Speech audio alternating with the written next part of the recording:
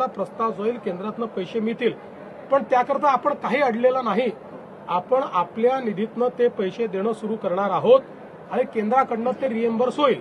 त्यामुळे शेवटी केंद्राला आपल्याला एकदाच प्रस्ताव पाठवता येतो, वारंवार पाठवता येत नाही. त्यामुळे सगळे नुकसानीचे अंदाज आल्यानंतर जर प्रस्ताव पाठवला तर आपल्याला पैसे मिळतील. काही गोष्टी अशाही निघतील की ज्या केंद्राच्या निकषातच बसणार नाहीत, एनडीआरएफच्या निकषात बसणार नाहीत. अशा काही गोष्टी असतील, उदाहरणादाखल विहीर खचून गेली तर एनडीआरएफच्या निकषात ती नाही, पण त्याला आपण एनडीआरएफच्या निकषाच्या बाहेर जाऊन आपण पूर्णपणे मदत करू. दुसरं, मंत्रिमंडळाने हाही निर्णय घेतलेला आहे, सातत्याने ओला दुष्काळाची मागणी होत असते, पण मॅन्युअलमध्ये ओला दुष्काळ कुठेही नाही. आजपर्यंत कधी ओला दुष्काळ जाहीर झालेला नाही. सध्या महाराष्ट्राची झाली आहे. एक वेळ असं वाटतं की सरकारवर सध्या टीका करू नये, त्यांना काम करायची संधी द्यावी. दुसऱ्यांदा असं वाटतं की नाही, आपण आता बोलायलाच पाहिजे, कारण आत्ता नाही बोललो तर मग दिवाळी निघून गेल्यानंतर बोलण्यामध्ये काहीच अर्थ राहणार नाही. त्यामुळे ही बोलण्याची योग्य वेळ आहे. कॅबिनेट मंत्रिमंडळाची बैठक झाल्यानंतर अवघा महाराष्ट्र आणि विशेषतः महाराष्ट्रातील शेतकरी मोठ्या आतुरतेने मुख्यमंत्री काय घोषणा करतात याची वाट बघत होते. पण मी जसं म्हटलं आधी की राजा उदार झाला आणि हाती भोपळा दिला, अशी काहीची अवस्था आजच्या सरकारची झालेली आहे. एकेकाळी विरोधी पक्ष नेते असलेले देवेंद्र फडणवीस ते हेच आहेत का, असा प्रश्नसुद्धा महाराष्ट्राला पडलेला आहे. खरं म्हणजे विरोधी पक्षात असताना कोणताही विरोधी पक्ष काय बोलतो आणि सत्तेत आल्यानंतर तो काय भूमिका घेतो हे आज पुन्हा एकदा स्पष्ट झालेले आहे. विरोधी पक्षनेत्याची भाषा वेगळी असते आणि मुख्यमंत्र्याची भाषा ही वेगळीच असते. इथं मी टीका करत नाही बघा, मुख्यमंत्री कोणी का असेना, पण आजचे मुख्यमंत्रीसुद्धा त्याला अपवाद ठरलेले नाहीत हे मात्र नक्की. तर आपल्याला समजून घ्यायचं आहे की देवेंद्र फडणवीसांनी वेगळं काही केलं नाही, त्यांना वेगळं काही करता आलं असतं का, हा विषय.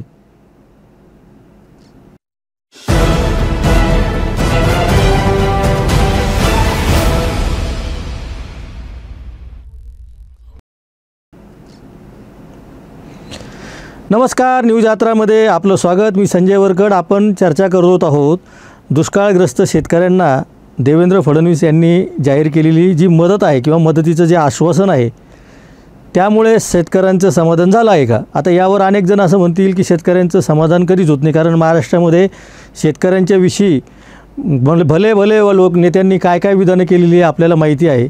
त्याचा इथं पुनरुच्चार करायची मला गरज नाही. शेतकऱ्यांच्या बाबतीत मदत करायची वेळ आली की बरेच जण निकष सांगतात, नियम सांगतात. ओला दुष्काळ हा महाराष्ट्राच्या काय म्हणतात त्याला धोरणामध्ये बसत नाही असं मुख्यमंत्रीच म्हटले, मी नाही म्हणत आहे. देवेंद्र फडणवीस यांनीच सांगितलं की ओला दुष्काळ जाहीर करता येत नाही. त्यामुळं अवघा महाराष्ट्र पुरामध्ये अडकलेला असताना मुख्यमंत्री जर असं म्हणत असतील की ओला दुष्काळ जाहीर करता येत नाही, तरीसुद्धा टंचाई सदृश्य परिस्थितीमध्ये ज्या काही सवलती आहेत त्या सगळ्या शेतकऱ्यांना लागू केल्या जातील. आता त्या सवलतींचा जो काही काय म्हणतात त्याला गोषवारा आहे तो सरकार दप्तरी जमा असतो. शेतकऱ्यांना त्याची काळजीही माहिती नसते, ती सगळी माहिती शेतकऱ्यांपर्यंत जातही नाही. शेतकरी आत्ता अक्षरशः टावं फोडत आहेत. तातडीची मदत म्हणून सरकारमधले पक्ष म्हणजे ते देवेंद्र फडणवीसांचा पक्ष असेल, एकनाथ शिंदेंचा असतील, अजित पवारांचा असेल किंवा विरोधी पक्षांमधले काही लोक असतील, काही स्वयंसेवी संस्था असतील, या तातडीने अन्नधान्य आणि तातडीने लागणारे जेवण म्हणजे जेवण तयार करता येत नाही अशा ठिकाणी जेवण तयार करण्याची सुद्धा व्यवस्था केली जात आहे. ही त्यातल्या त्यात समाधानाची गोष्ट आहे. तरीसुद्धा आपण जर का बघितलं की मागच्या 8-10 दिवसामध्ये ओल्या दुष्काळामुळे जे संकट ओढवलेले आहे त्यामुळं शेतकरी आत्महत्या करत आहे. आपण न्यूज यात्राच्या वतीने सर्व शेतकऱ्यांना आवाहन करत आहोत की आपण परिस्थितीचा मुकाबला करा. खरं म्हणजे स्टुडिओमध्ये इथं बसून किंवा उभं राहून आपण त्यांना आवाहन करणं खूप सोपं आहे. तरीसुद्धा आपल्याला जीव देण्याची गरज नाही. सरकार आज न उद्या तुमच्या मागण्या ऐकल यावर विश्वास ठेवावाच लागणार आहे. त्यामुळे आज जरी सरकारने आखडता हात घेतला असला, केंद्र सरकारचे नियमाचे काहीतरी त्यांनी अटी सांगितलेल्या असतील, तरीसुद्धा या अटी आणि शर्ती एकेकाळी काहीच मान्य करायला नसलेले मुख्यमंत्री आता तरी काहीतरी करतील ही भाबडी आशा शेतकऱ्यांना अजूनही आहे. त्यामुळं देवेंद्र फडणवीस यांनी तसं सांगितलं, निदान आता तसं जरी करावं एवढीच अपेक्षा शेतकऱ्यांची आहे. त्यांनी काय सांगितलं की दिवाळीपूर्वी शेतकऱ्यांच्या खात्यावर पैसे जमा होतील. किती जमा होतील, काय होतील याच्या बाबतीतला निर्णय ते लवकरच जाहीर करणार आहे. सध्या केंद्राच्या मदतीची त्यांना वाट पाहिजे नाही, ते राज्याच्या पातळीवरची मदत करणार आहेत. नंतर केंद्र ते काही पैसे राज्याला देणार आहेत की नाही देणार आहे. जणू काही ते काँग्रेसचं सरकार तिथं बसलेलं आहे आणि इकडे देवेंद्र फडणवीसांचं. ठीक आहे, आपल्याकडनं रिपोर्ट गेला नाही, सरकार एकाच पक्षाचं असलं तरीही केंद्र सरकार तसंच वागतं, हेही त्यांनी कबूल केलं. हे नसे थोडके, कारण इतर वेळी जेव्हा केंद्रामध्ये काँग्रेसचं सरकार होतं, मी काय काँग्रेसचा पुरस्कार तर नाही, मी वारंवार सांगत असतो आणि ते मला सांगावंच लागतं. कारण काय होतं की भारतीय जनता पक्षाच्या लोकांना एक सवय लागलेली की कोणीतरी विरोधात बोलायला लागलं की त्याला ताबडतोब काँग्रेसच्या मांडीवर नेऊन बसवायचं. तसं कृपा करू नका, विषय समजून घ्या. तर काँग्रेसचं सरकार असताना अजिबात म्हणजे ऐकायला तयार नसायचे देवेंद्र फडणवीस, आणि त्यामुळं राज्यात आणि केंद्रात एकाच पक्षाचं सरकार असल्यावर कसं गतीने काम होतं, दोन्हीकडं एकच सरकार असल्यावर निर्णय घ्यायला कसे सोपं जातात. मग आता सोपं असताना ही सोपी गोष्ट देवेंद्र फडणवीस अवघड का झालेली आहे, एकदा महाराष्ट्राच्या जनतेला कळू द्या. आणि तुम्ही काय काय बोललेले होते, जरा एका काळी तुम्ही विरोधी पक्षनेते म्हणून काय बोलत होते आणि आत्ता काय बोलत आहात, हेही जरा आम्ही समजून घेत आहोत. याचा जर काही वेगळा अर्थ होत असेल तर आम्हाला समजून सांगावा, ही आपल्याला कळकळीची विनंती. हे करू ते करू, रोज नवीन कारणं सांगितली जातात. कधी सांगतात केंद्रातनं पैसा यायचा आहे, कधी सांगतात राज्यातनं पैसा यायचा आहे, कधी सांगतात बँकेतनं पैसा यायचा आहे. ज्याला मदत करायची असते त्याला बहाणे कधीच सुचत नाही. शेतकऱ्याच्या पाठीशी उभं राहायचं असेल तर महाराष्ट्र एक समृद्ध राज्य आहे. महाराष्ट्राला कर्ज देखील काढता येतं. भरपूर 60,000 कोटी रुपयाची लिमिट महाराष्ट्राची कर्जाची आज बाकी आहे. कर्ज देखील काढता येतं. कुठल्याही पद्धतीनं हा पैसा जमा करून शेतकऱ्याला तात्काळ मदत करता येते. फक्त नियत आहे का मदत करायची हा प्रश्न आहे. आणि म्हणून ताईंनी आता जसं सांगितलं, वेगवेगळ्या प्रकारे आमच्या शेतकऱ्यांना मदत आज करावी लागेल. आज खऱ्या अर्थानं खरडून गेलेली जमीन आहे त्याच्याकरता वेगळी मदत करावी लागेल. आज पाणी काढण्याकरता मदत करावी लागेल. अनेकाचे पंप वाहून गेले त्याची मदत करावी लागेल. लाईटचे पोल त्या ठिकाणी बसून गेले त्याची मदत करावी लागेल. आणि म्हणून आम्ही तुम्हाला आश्वस्त करायला आलो, आम्ही विरोधी पक्ष म्हणून चूप बसणार नाही, यांना चूप बसू देणार नाही. काय वाटेल ते झालं तर रस्त्यावर उतरून या सरकारला मदत द्यायला आम्ही भाग पडल्याशिवाय राहणार नाही. आणि आम्ही निश्चितपणे रस्त्यावर उतरून यांच्याशी संघर्ष केल्याशिवाय थांबणार नाही. जोपर्यंत आमच्या शेतकऱ्याला थेट मदत मिळत नाही, सरसकट मदत मिळत नाही. आता 100% त्या ठिकाणी पीक गेलेलं आहे. पंचनामे कशाचे? ठीक आहे, नियमात पंचनामे करायचे जरूर करा, पण ते करताना काही ठिकाणी बदमाशी आहे. आता आम्ही एका ठिकाणी गेलो 40%च लिहून टाकलं. त्या ठिकाणी नुकसान 100% नुकसान दिसत आहे आणि 40% जणू काही यांच्या बापाचेच पैसे चालले. अशा प्रकारे काही अधिकारी या ठिकाणी वागून राहिले. त्यामुळे हे काही सहन केलं जाणार नाही. आणि म्हणून मी आपल्याला आज एवढंच आश्वस्त करतो, मेघनाताईंनी आश्वस्त करतो, जोपर्यंत शेतकऱ्याला न्याय मिळणार नाही तोपर्यंत आम्ही आमचा संघर्ष सुरूच ठेवू आणि तुमच्या पाठीशी पूर्ण ताकदीने उभं राहून लवकरात लवकर तुम्हाला या ठिकाणी मदत मिळवून देऊ. हे सगळं आल्यानंतर पहिल्यांदा तुम्ही हे लक्षात घ्या की केंद्राला प्रस्ताव जाईल, केंद्रातनं पैसे मिळतील, पण त्याकरता आपण काही अडलेलं नाही. आपण आपल्या निधीतनं ते पैसे देणं सुरू करणार आहोत आणि केंद्राकडनं ते रिएम्बर्स होईल. त्यामुळे शेवटी केंद्राला आपल्याला एकदाच प्रस्ताव पाठवता येतो, वारंवार पाठवता येत नाही. त्यामुळे सगळे नुकसानीचे अंदाज आल्यानंतर जर प्रस्ताव पाठवला तर आपल्याला पैसे मिळतील. काही गोष्टी अशाही निघतील की ज्या केंद्राच्या निकषातच बसणार नाहीत, एनडीआरएफच्या निकषात बसणार नाहीत. अशा काही गोष्टी असतील, उदाहरणादाखल विहीर खचून गेली तर एनडीआरएफच्या निकषात ती नाही, पण त्याला आपण एनडीआरएफच्या निकषाच्या बाहेर जाऊन आपण पूर्णपणे मदत करू असा आपला निर्णय.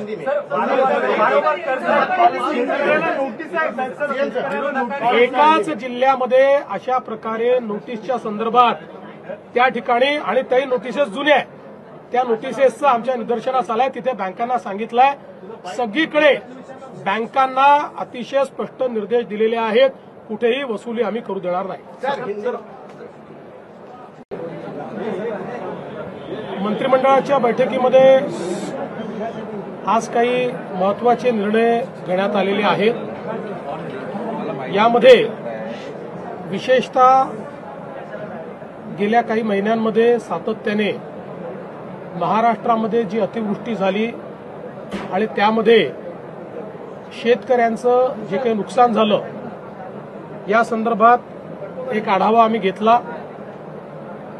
जवळपास 60 लाख हेक्टरचं नुकसान हे झाल्याचा प्राथमिक अंदाज आहे. यापैकी पहिल्या टप्प्यातलं जे काही नुकसान होतं ऑगस्टपर्यंतचं, त्याकरता 2215 कोटी रुपये हे राज्य सरकारने वितरित करणं चालू केलेलं आहे. KYCचे जी काही अट होती ती शिथिल करून ॲग्रीस्टॅकच्या रेकॉर्डप्रमाणेच हे पैसे देण्याचा आम्ही निर्णय घेतलेला आहे आणि त्या संदर्भातली कारवाई आम्ही सुरू केलेली आहे. असाही निर्णय करण्यात आलेला आहे की आता पुढच्या 2-3 दिवसात सगळ्या प्रकारची माहिती आमच्यापर्यंत पोहोचेल.